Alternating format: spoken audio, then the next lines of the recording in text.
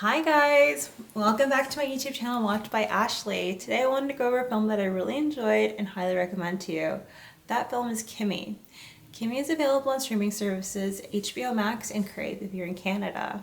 So this is a film that had no theatrical release in 2022 and is only for streaming. And it's very interesting because they had a very small budget. Warner Brothers had two industry legends in Steven Soderbergh as the director and David Koepp as the writer for this film.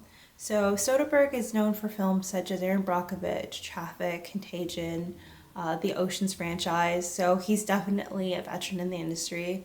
And David Koepp has written great films such as Spider-Man from 2002, and he's written some of the Indiana Jones films, and he has been involved in the Jurassic Park films.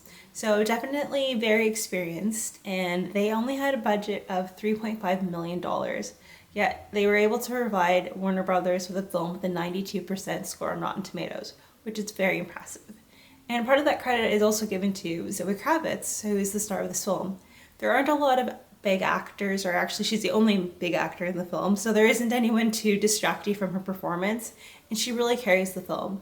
I think if there's any doubt as to whether or not Zoë Kravitz could be a film leading actress, this kind of would dispel those doubts because she did a phenomenal job and her performance is definitely captivating.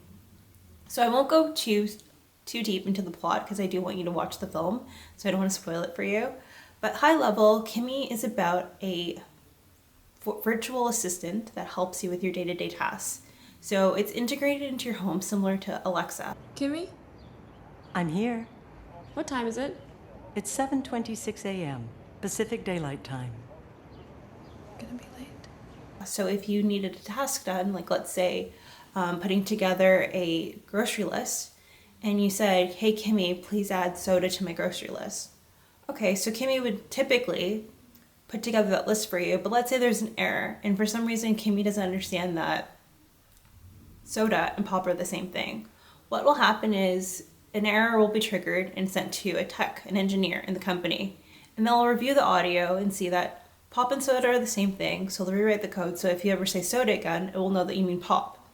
And when that is done, like I said, someone manually is reviewing it, and the intelligence is upgraded.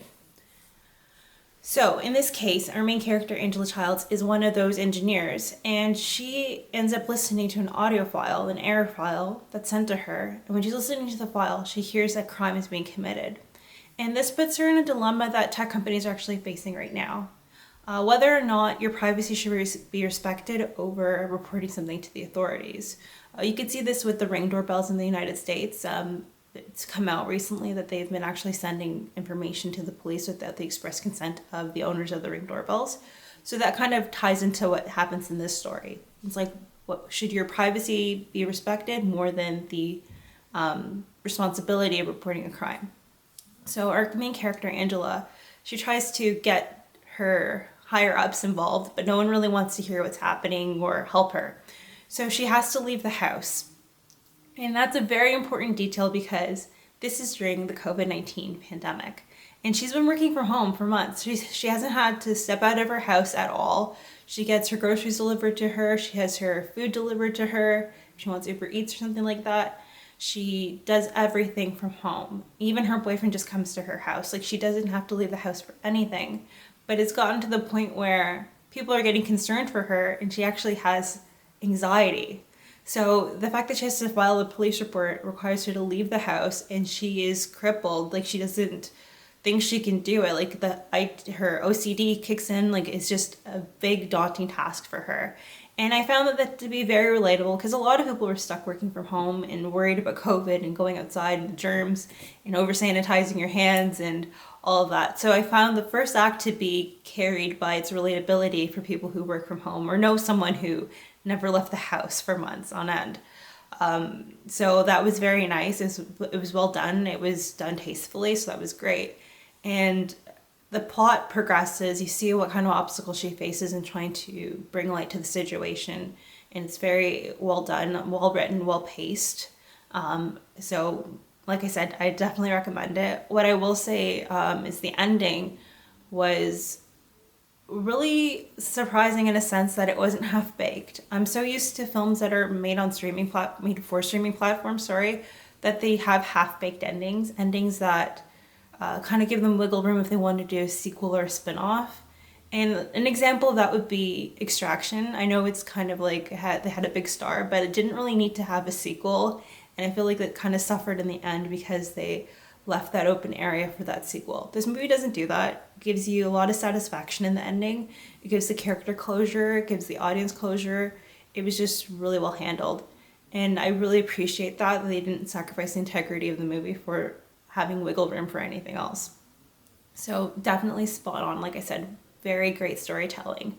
And in terms of the storytelling, I really enjoyed the fact that there wasn't any like daunting hidden messages, any social commentary to lecture you and make you feel guilty about your life choices, which I find a lot of movies kind of have that. Like if you go against whatever the narrative they're trying to sneak in there, it's to teach you a lesson in terms of how you should be. This movie didn't have that at all.